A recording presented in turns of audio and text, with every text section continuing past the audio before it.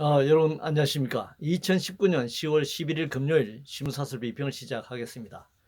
먼저 노벨상 관련된 사설입니다. 중앙일보는 24번째 과학 노벨상 받은 일본을 바라보는 섭섭함에서 과학 분야 수상엔 31.2년이 걸린다. 축적할 기회와 시간 용납 안 하는 교육정책, 사회문화 다 바꿔야 한다. 한국경신문은 대한민국의 진정한 그 길, 갈 길이 멀다해서 기초과학 격차 보여준 노벨 과학상 일본 24대 한국 0이라고 주장하고 있으며 하면서 100일 맞은 일 수출 규제의 국산화 구호뿐이고 연구 역동성 막는 예산 쪼개주기와 근로 규제를 개혁해야 한다. 멜경신문은 셀레르멘이 노벨상 받는 일본의 연구 생태계라는 제목의 사설에서 57세 박사기를 받고 일반 직장인이 노벨상을 탔다라고 주장하면서 기초과학 투자, 돈 안 되는 연구 지원, 대학, 기업 연구 생태계 조성이 필요하다 이렇게 주장하고 있습니다. 뭐 꼭 일본하고만 비교할 24대 0으로 비교할 일은 아니죠.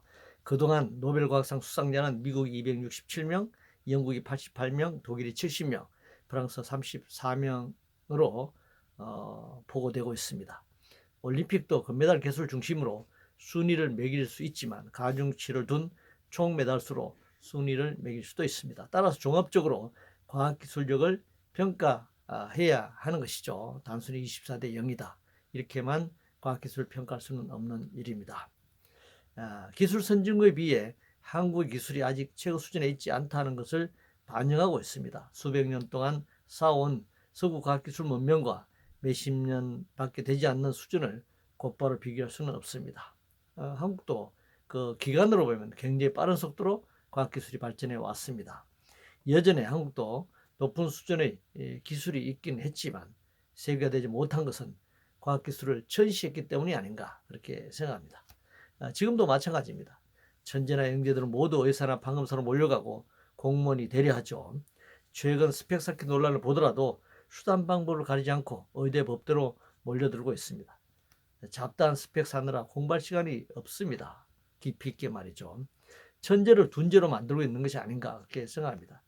이번에 일본인 노벨상 수상자는 직장인이었고 57세 박사학위를 받았다고 했습니다. 우리나라 젊은 나이에 학위 따서 교수 되고서는 학문보다는 폴리패스로 정치권 기웃거리는 천재들이 많으니 학문 발전이 더딜 수밖에 없는 것이 아닌가 그렇게 생각해 봅니다.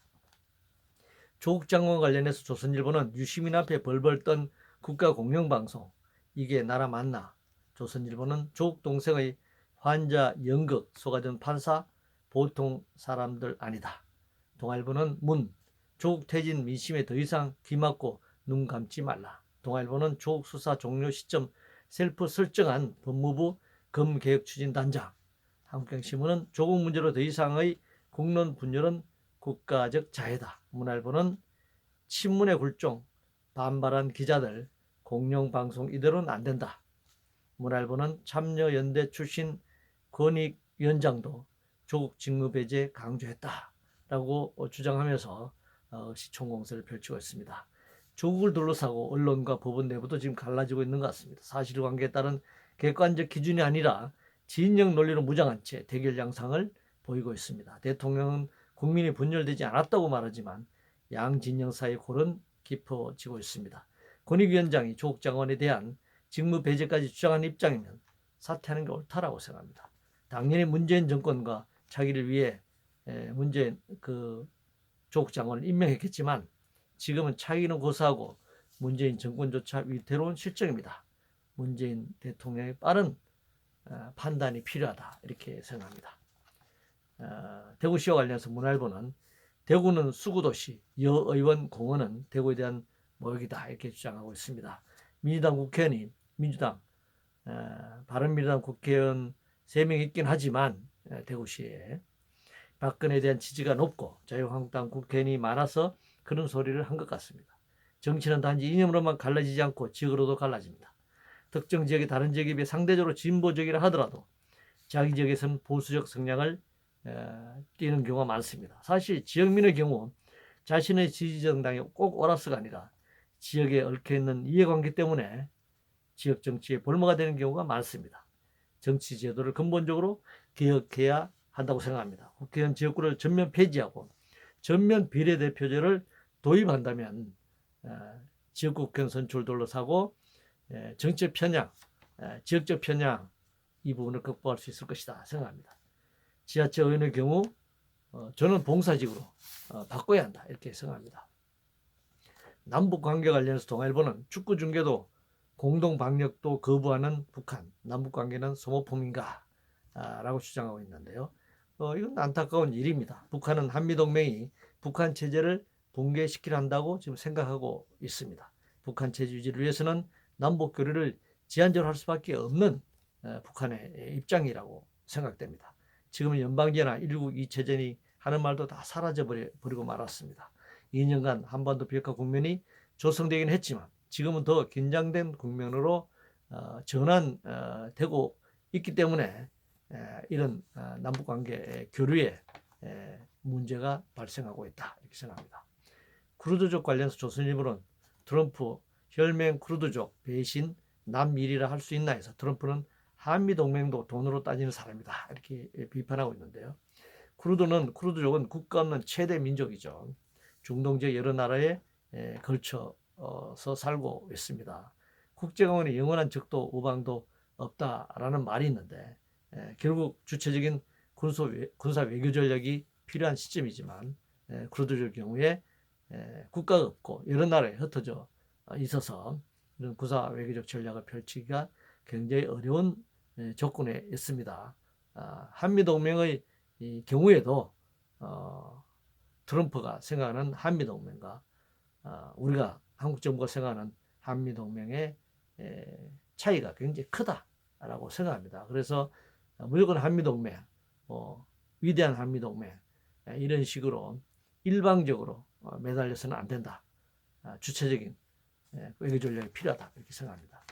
원전 관련해서 중앙일보는 월성 원전 1호기 기어코 멈출 텐가라는 제목의 사설에서 2012년 1차 운영 허가기간 한수원은 7천억 원 투입해서 2020년까지 연장 가동키를 했는데 지금 중단을 결정하는 것이 문제다 이렇게 주장하고 있습니다. 그 10년 연장을 3년 단축하는 것을 두고 이렇게 난리를 피우고 있습니다. 문재인 정부의 공약과 달리 탈원전 정부가 아니죠. 최근 신고리 사옥이 상업운전에 들어갔고 총 5개의 원전이 건설 중에 있기 때문에 지금 37년이나 지난 월성 원전 이후를 중단한다고 해서 탈원전이 전혀 아니다라는 사실을 다시 한번 강조하고자 합니다.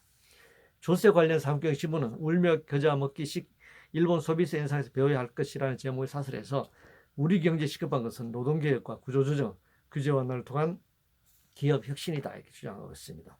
일본이 소비세를 8%에서 10%로 인상하는 것과 규제 완화가 무슨 관계가 있는 것인지 묻고 싶습니다. 한국은 오래전부터 부가가치의 10%를 걷고 있습니다. 서민들의 주머니를 털어가면서 반면에 법인세는 인하해 왔습니다. 이제 법인세를 정상화를 하자 기업이 망할 것처럼 난리를 치고 있습니다. 재정에 어려우면 최소한 OECD 평균 조세 부담률로 세금을 더 걷어야 합니다. 부자들 세금 깎아주고서 건전 재정은 불가능한 일입니다. 반도체 관련해서 매일경제신문은 삼성 차세대 디스플레이 투자 머뭇거릴 틈이 없다 해서 차세대 디스플레이 사업에 총 13조 1천억 원 투자, 내년 디스플레이 생산 능력 중국 점유율은 52%인데 한국은 19%를 전망하고 있다 이렇게 얘기하고 있습니다. 이 중국이라고 하는 거대한 예전의 중국이 아닙니다. 지금 미국과 대결하고 있는 세계 G2 국가입니다. 이런 중국과 한국의 한국 경제도 세계 10위권의 경제 대국이긴 하지만 중국과 양적인 면에서 바로 비교하는 것은 좀 무리다 이렇게 생각합니다. 따라서 우리는 내실을 기하는 52%대 19%이기 때문에 이게 문제다라고 갈 것이 아니라 양의 문제가 아니라 질적인 그런 측면에서 노력해 나가는 그런 것이 필요하다 이렇게 생각합니다. 탈북민과 관련해서 매일경제신문은 자유 찾아온 탈북민에게 보금자리 못 되는 한국의 현실이라는 제목의 사설에서 3만 3천 명 중 해외로 이주한 탈북민이 749명이다. 이제 수치를 내세우고 있는데요. 전체 숫자로 보면 2% 정도 탈북했다가 다시 한국에서 또 이탈한 주민이 2%, 탈북한 주민의 2%에 해당됩니다. 그렇기 때문에 마치 전부 뭐 다시 이탈한 것처럼 이렇게 얘기하는 좀 과도한 것이고요. 정권에 따른 탈북민 정책, 남북관계 진전 상황, 북한 체제에 살던 또 사람들이 남한 체제에 대한 부적응 등 여러 가지 이유가 있을 것입니다. 그것을 종합적으로 판단할 필요가 있다. 이렇게 생각합니다. 이탈 자체가 문제다라고만 얘기할 것이 아니라 왜 이탈할 수밖에 없는지를 들여다보는 것이, 그리고 대책을 세우는 것이 필요하다. 이렇게 생각합니다. 이상으로 2019년 10월 11일 금요일 신문사설 비평을 모두 마치겠습니다.